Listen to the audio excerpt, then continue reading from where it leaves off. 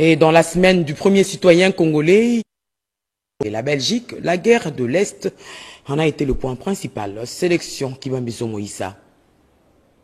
Désigné informateur pour identifier la majorité parlementaire, le secrétaire général de l'Union pour la démocratie et le progrès social, Augustin Kabouya, a présenté en début de semaine son rapport préliminaire au président de la République Félix-Antoine Tshisekedi Tshilombo à la Cité de l'Union africaine. Après examen, le chef de l'État a reconduit la mission de l'informateur afin de compléter son rapport par certains éléments structurants qui faciliteront la conclusion d'un accord de gouvernement entre les membres de la coalition majoritaire portant sur la composition du gouvernement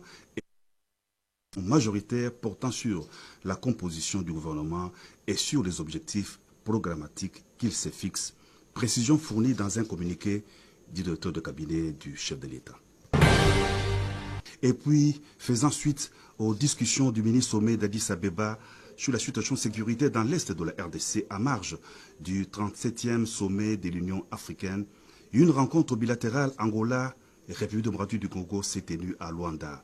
À l'invitation de son homologue d'Angola, Joao Lourenço, le président de la République Félix-Antoine Tshisekedi Tshilombo a participé à cette réunion.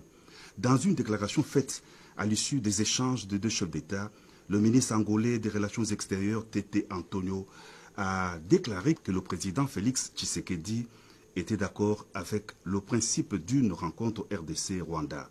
Pour rappel, dans sa position exprimée au mini-sommet d'Addis Abeba, le chef de l'État avait avancé comme préalable le retrait des troupes rwandaises du territoire de la RDC, l'arrêt des hostilités dans l'est du pays et le cantonnement du M23. Se rendant partout où l'on débat de la question de restauration de la paix durable dans l'est de la RDC, le président de la République Félix-Antoine Tshisekedi Tshilombo s'est rendu à Bruxelles après son séjour à Luanda. Dans la capitale du Royaume de Belgique, le chef de l'État a eu des entretiens en tête-à-tête avec le Premier ministre belge Alexandre De Croo. La crise sécuritaire et humanitaire dans l'Est de la RDC, la coopération bilatérale et des sujets d'intérêt commun entre Bruxelles et Kinshasa étaient au cœur des échanges au cours de cette entrevue. Une occasion pour le chef de l'État de rappeler la position ferme de la RDC concernant la situation dans l'est du territoire national et le récent protocole d'accord signé entre l'Union européenne et le Rwanda concernant l'exploitation des minéraux dont ces pays ne disposent pas sur son sol et sous-sol. Face à la presse, le président Félix Tshisekedi a demandé des sanctions contre le Rwanda.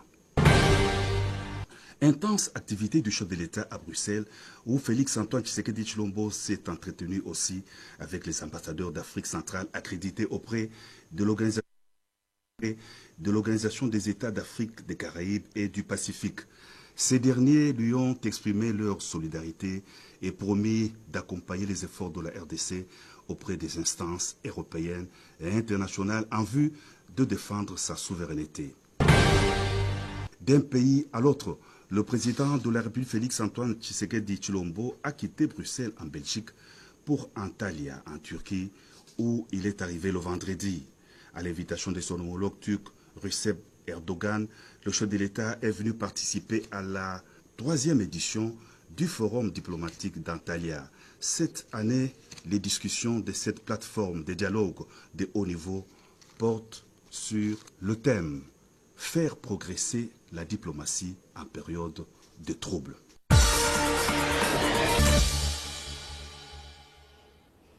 La sélection des faits saillants qui ont marqué l'actualité cette semaine, c'est dans la rubrique La semaine en 5. Une fois de plus, la guerre d'agression de la RDC s'impose à l'opinion publique. C'est également le lancement des activités marquant le mois de la femme. L'agression rwandaise dans l'est de la République démocratique du Congo à la une de l'actualité cette semaine. La question a mis autour d'une table les coordonnateurs du mécanisme national de suivi d'accord cadre d'Addis Abeba et l'envoyé spécial de l'ONU dans la région des Grands Lacs. Les deux personnalités ont harmonisé leur vue sur les actions concertées entre le pays des Grands Lacs et la communauté internationale afin d'accompagner la République démocratique du Congo à retrouver la paix. À Kinshasa, quelques membres du gouvernement de la RDC ont sa tête les ministres des Affaires étrangères et les groupes de contact international. Les partis se sont accordés sur les retraits sans condition des troupes rwandaises, l'application stricte des clauses de ces processus de Luanda et l'implication active de la communauté internationale. Les confessions religieuses ont pour sa part exprimé leur indignation auprès du représentant de l'Union européenne à Kinshasa. Ils condamnent avec dernière énergie l'accord scandaleux signé entre l'Union européenne et le Rwanda. Cependant, l'ambassadeur de l'association Sans Frontières en faveur des déplacés de guerre lance une collecte en faveur des orphelins de la partie est de la République démocratique du Congo. Au chapitre de la justice, finit les suspens autour de la mort de Choribin Okende. Cet ancien ministre des Transports s'est suicidé. C'est ce qui relève les résultats des enquêtes pluridisciplinaires rendues publiques par les procureurs généraux près la Cour de cassation. 5 ans de prison ferme pour les bourgmestres de Makala pour avoir autorisé la destruction d'un mur. Babi a aussi information, tout est juste, tout est clair. Jeunesse congolaise au travail. Il y a grand prêtre responsable, Pierre Moulumba. Oh, chene kitoko na hataya, pa bebe nzambeya. Imanje kitoko na formé ya Congo. Basa kolanda, shebango basalirie.